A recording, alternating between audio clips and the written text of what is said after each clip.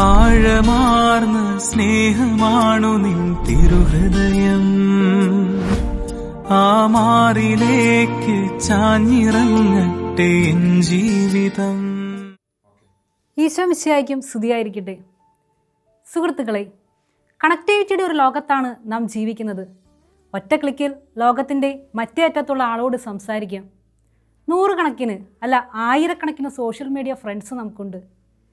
എന്നിട്ടും ജീവിതത്തിൽ വലിയ ഒറ്റപ്പെടലും മാനസിക സംഘർഷങ്ങളും നാം അനുഭവിക്കുന്നു. ഇവിടെയാണ് ഈ തിരുഹൃദയ വണക്കമാസത്തിൻ്റെ പ്രസക്തി. ഇത് വെറുമൊരു പഴയകാല ഭക്തിപ്രകടനം മാത്രമല്ല, മറിച്ച് ഹൃദയങ്ങൾ തമ്മിൽ അകന്നു പോകുന്ന ഈ ആധുനിക യുഗത്തിൽ നമ്മെ അളവറ്റ് സ്നേഹിക്കുന്ന ദൈവത്തിൻ്റെ തിരുഹൃദയത്തിലേക്ക് റീകണക്ട് ചെയ്യാനുള്ള വലിയ അവസരമാണ്. ഇന്ന് നമ്മുടെ സ്ക്രീനുകളിൽ ലൈക്കുകളും വ്യൂസും കൂടുമ്പോഴും പലരുടെയും ഉള്ളിൽ സമാധാനമില്ല. പരാജയങ്ങൾ വരുമ്പോൾ, ട്രോളുകൾ നേരിടേണ്ടി വരുമ്പോൾ, അല്ലെങ്കിൽ ആരും മനസ്സിലാക്കാനില്ലെന്ന് തോന്നുമ്പോൾ നമ്മുടെ ഹൃദയം തകരാറുണ്ട്. ഇങ്ങനെയുള്ള സാഹചര്യങ്ങളിൽ ഈശോയുടെ തിരുഹൃദയം നമ്മോട് പറയുന്നു, യു ആർ ലൗഡ്. നീ ലോകത്തിൻ്റെ കണ്ണിൽ പരാജയമായിരിക്കാം, പക്ഷേ എൻ്റെ ഹൃദയത്തിൽ നിനക്ക് വലിയ സ്ഥാനമുണ്ട്. വൈദ്യശാസ്ത്ര ലോകത്തെ ഏറ്റവും വലിയ അത്ഭുതങ്ങളിൽ ഒന്നാണ് ഹൃദയം മാറ്റിവെക്കൽ ശസ്ത്രക്രിയ.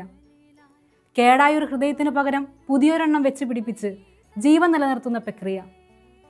എന്നാൽ ആത്മീയ ജീവിതത്തിൽ ഇതിനേക്കാൾ വലിയൊരു ഹൃദയം മാറ്റിവെക്കൽ ശസ്ത്രക്രിയയെക്കുറിച്ച് ബൈബിൾ പറയുന്നുണ്ട്.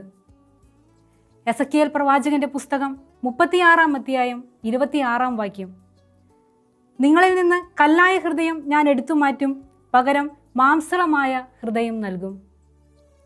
ഇന്ന് പണത്തോടുള്ള ആർത്തി കൊണ്ടും മറ്റുള്ളവരുള്ള അസൂയ കൊണ്ടും നമ്മുടെ ഹൃദയങ്ങൾ കല്ലുപോലെ കഠിനമായി മാറിയിട്ടുണ്ടോ? ഈ വണക്കമാസം ഒരു ആത്മീയ ശസ്ത്രക്രിയയുടെ സമയമാക്കി നമുക്ക് മാറ്റാം. ഒരാളെയും വേദനിപ്പിക്കാതെ നമ്മുടെ വാക്കുകൾ കൊണ്ട് മറ്റുള്ളവർക്ക് ആശ്വാസം നൽകുമെന്ന് തീരുമാനിക്കാം. ഓൺലൈൻ റീലുകളെ നന്മകൾ കണ്ട് കൈയടിക്കുന്നതിനപ്പുറം നമ്മുടെ തൊട്ടടുത്ത് ജീവിക്കുന്ന പാവപ്പെട്ടവരിലേക്കും രോഗികളിലേക്കും ഈശോയുടെ സ്നേഹവുമായി നമുക്ക് ഇറങ്ങിച്ചെല്ലാം. പ്രിയപ്പെട്ടവരെ, നമ്മുടെ സ്മാർട്ട് ഫോണുകൾ ചാർജ് ചെയ്യുന്നത് പോലെ ഈ വണക്കമാസത്തിലൂടെ നമ്മുടെ ആത്മാവിനെ ദൈവസ്നേഹം കൊണ്ട് ചാർജ് ചെയ്യാം. നമുക്ക് ഒരുമിച്ച് പ്രാർത്ഥിക്കാം. ശാന്തനും വിനീതനുമായ ഈശോയെ, ഞങ്ങളുടെ കല്ലായ ഹൃദയങ്ങളെ മാറ്റി അങ്ങേ ഹൃദയത്തിന് ഒത്തതാക്കണമേ. ഏവർക്കും തിരുഹൃദയ വണക്കമാസത്തിൻ്റെ മംഗളങ്ങൾ സ്നേഹപൂർവ്വം നേരുന്നു.